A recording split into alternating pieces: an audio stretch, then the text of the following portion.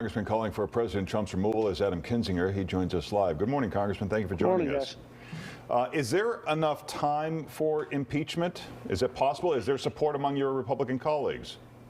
I think there'll be more support than people realize if it gets to this. I don't know about the timing. That's the whole issue. I mean, in theory, you could just take an article voted on the House floor, send it over to the Senate. But I mean, I think it's really important to make a statement, at least, whether it's the 25th or whatever, because look, I think we need to get away from the emotion of it. You know, the President Trump supporter or the not President Trump.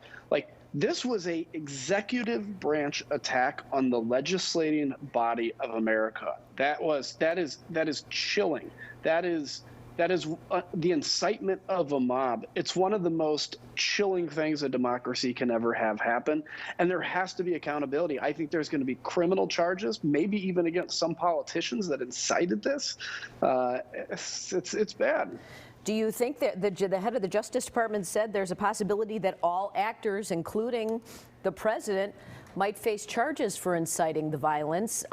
Do you think that's a possibility, and might the president just pardon himself?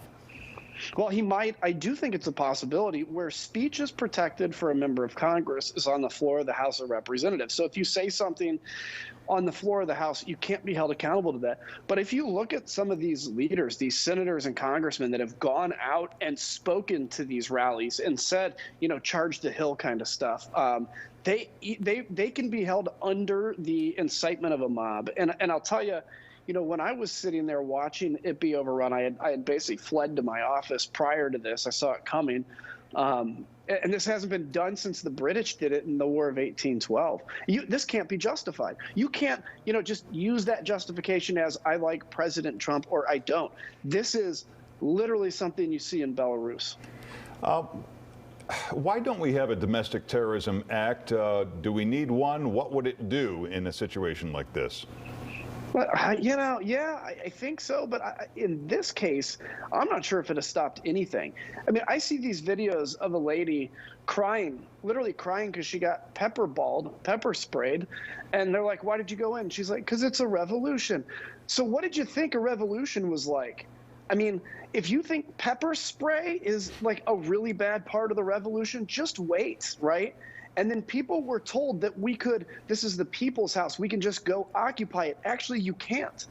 And so, you know, whatever, I think there'll be a lot of people charged, but my goodness.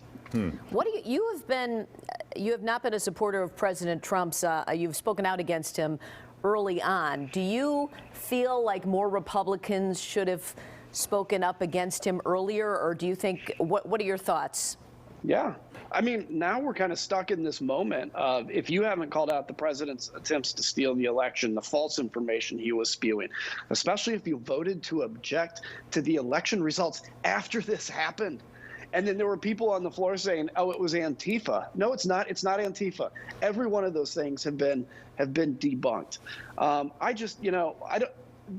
Accepting over the top stuff led to this moment. And even though the president only has 12 days left in office, we have to be outspoken or this is going to continue. On that point, this has been driven largely by conspiracy theories, which are spread on social media. Does the government need to take a bigger role in regulating these big social media companies? So it's a really complicated question. And I say we really need to figure out what we can and can't do and look at it. I've wondered if we're starting to get to the point, or if we're already way past there, of, you know, yelling fire in a theater.